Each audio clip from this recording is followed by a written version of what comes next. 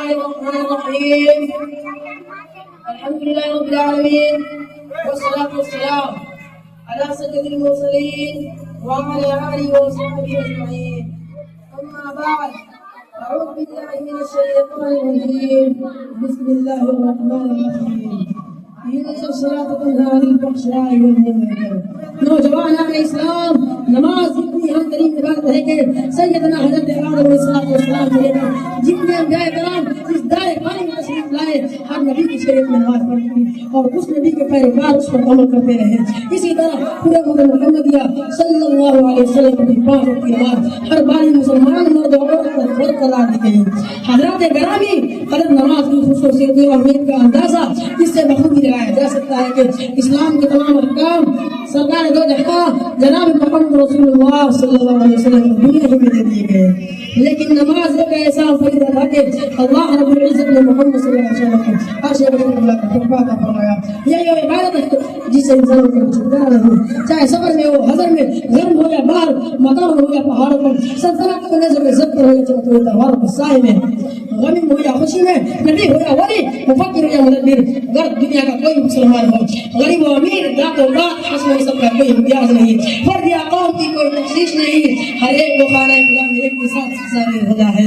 ایک ہی سب میں کھڑے ہو گئے محمود ایاز, نہ کوئی بندہ رہا نہ کوئی بندہ نواز. نبی دو عالم نے تاریخ صلاح پر جو وعید فرمائی ہے ذرا اس کو بھی ملاحظہ فرمائے. مانا مدتہ صلاح بغان ما اعطى اهله وماله. رواه ابن حبان, جس شخص کی ایک وقت کی نماز فوت ہو گئی ہو وہ ایسا ہے کہ گویا کہ اس کے گھر کے لوگ اور مالا دوگ سب چھین لیا گیا ہو. ایک موقع پر آپ صلی اللہ علیہ وسلم نے فرمایا العہد الذی بیننا وبینہم الصلاۃ فمن ترکها فقد کفر. وہ عہد جو ہماری اور منافقین کے درمیان ہے وہ نماز ہے, جس نے نماز کو ترک کیا تو اس نے کفر کو ظاہر کیا. دوسری حدیث کے اندر شہنشاہ بطحہ نے نہایت کی تحریر آمیز انداز میں فرمایا جس شخص نے نماز کو جان بوجھ کر چھوڑا اللہ اور رسول اس سے بری ہے.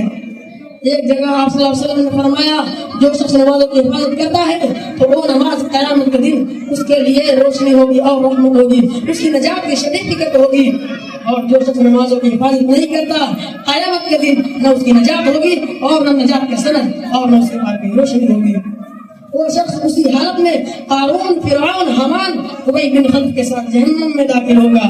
حدیث مقدسہ سے معلوم ہوا کہ جس شخص نے حکومت و سیاست میں پھنس کر نماز چھوڑی تو اس کا حشر فرعون کے ساتھ ہوگا, اور جس شخص نے زراعت میں لگ کر نماز چھوڑی تو اس کا حشر حامان کے ساتھ ہوگا, اور جس شخص نے کھیتی باڑی کی وجہ سے نماز ترک کی تو اس کا حشر قارون کے ساتھ ہوگا, اور جس شخص نے دستکاری کی وجہ سے نماز چھوڑی تو اس کا حشر ابی بن خلف کے ساتھ ہوگا. قسم ہے رب ذوالجلال کی جس کے قبضے میں میری جان ہے.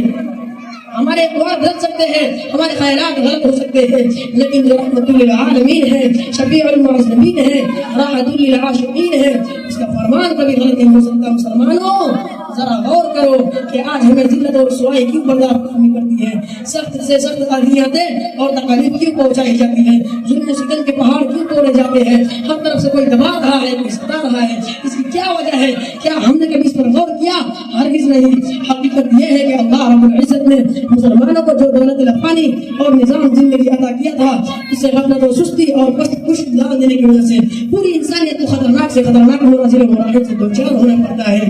قرآن مقدس کے اندر جہاں ایک طرف انسان کو معزز و مکرم بتایا گیا ہے تو اسی جگہ اس بات سے چوکنا کر دیا گیا ہے کہ انسان جب امور دین سے بے خبر و پرواہ ہو جائے گا تو اپنی کرتوت کی وجہ سے گرتے گرتے تخت اسرا میں پہنچ جائے گا. لقد خلقنا الانسان في احسن تقويم ثم رددناه اسفل سافلين. ہم نے انسان کو خوبصورت چھاچا میں ڈالا ہے پھر ہم پستی کے حالات والے سے اس کو پست کر دیں گے. ایک جگہ اللہ رب العزت نے فرمایا فويل للمصلين الذين هم عن صلاتهم ساهون الذين هم يراءون. ہلاکت ہے ان لوگوں کے لیے جو اپنے نمازوں سے بے خبر ہے, وہ ایسے ہیں جو دکھاوا کرتے ہیں. دوسری جگہ باری تعالیٰ نے فرمایا اقم الصلاۃ لذکری, نماز قائم کرو میرے یاد کے لیے. الا بذکر اللہ تطمئن القلوب, خوب سمجھ لو اللہ کے ذکر سے دل کو اطمینان ہوتا ہے. قال عالم اسلام کے مسلمانوں کو چاہیے کہ یہ بات اپنے دلوں میں بیٹھا لے کہ ایمان و عقیدے کے بعد باری تعالیٰ نے جو رفانی مسلمانوں کو دیا ہے وہ نماز ہے. اگر ہم نماز صحیح ڈھنگ سے ادا کرتے ہیں تو ہمارے دینی اور دنیائی مسائل حل ہو سکتی ہیں, مرجھائی ہوئی زندگی خوشگوار ہو سکتی ہے, کیونکہ نماز ہی روح کو روشن, تمام ہموار دماغ کو درست کرتی ہے, فحش و بیائی سے دور اور خدا سے قریب کرتی ہے. جیسا کہ نوجوان انصاری روزمرہ حضور صلی اللہ علیہ وسلم کے پیچھے 5 وقت نماز پڑھتے اور گناہوں کو کام نہیں کیا کرتے تھے. دیگر اصحاب رسول نے سرور دو عالم سے ان کی شکایت کی کہ یہ نماز بھی پڑھتے ہیں اور ہر قسم کے برے کام برابر کرتے رہتے ہیں. محمد صلی اللہ علیہ وسلم نے فرمایا کہ اس کی نماز اس کے برائیوں سے روک لے گی. چند ہی دن گزرے تھے کہ وہ صحابی نے تمام برائیوں سے توبہ کر لی. نماز انسان کو منکرات سے بچاتی ہے اور نیک کاموں کی طرف بلاتی ہے. حی علی الفلاح, حی علی الفلاح, آؤ کامیابی کی طرف, آؤ کامیابی کی طرف. نماز انسان کو منکرات سے بچاتی ہے اور نیک کاموں کی طرف بلاتی ہے. یہی نہیں بلکہ نماز رضا الہی کا سبب اور نفس گمان اور شیطان کا ہتھیار ہے. نماز مومن کے لیے نور ہے, قلب کے اندر روشنی کا ذریعہ ہے, کچھ رات کے لیے پروانہ اور سند ہے. نماز وہ طاقت و قلعہ ہے جو بندہ کو اللہ سے قریب کر دیتا ہے. چاہیے تو یہ تھا کہ جب اذان کی دلکش اور فریب آواز ہمارے کانوں سے ٹکرائے, ہاں ہم زندگی کے کسی بھی شعبے میں ہو, تجارت ہو یا حکومت, صنعت و غربت ہو یا زراعت, غم کے افسانے ہو یا مسرت و شادمانی کے ترانے, ہر ایک کو چھوڑ کر, ہر ایک سے منہ موڑ کر بارگاہ عزت میں سربسجود ہو کر اللہ رب العزت کی سر و بیت کی صدق سے اعتراف کرتے, قرآنی آیات دلوں میں سمو کر تجلیات ربانی سے اپنے سیرت و منور کرتے.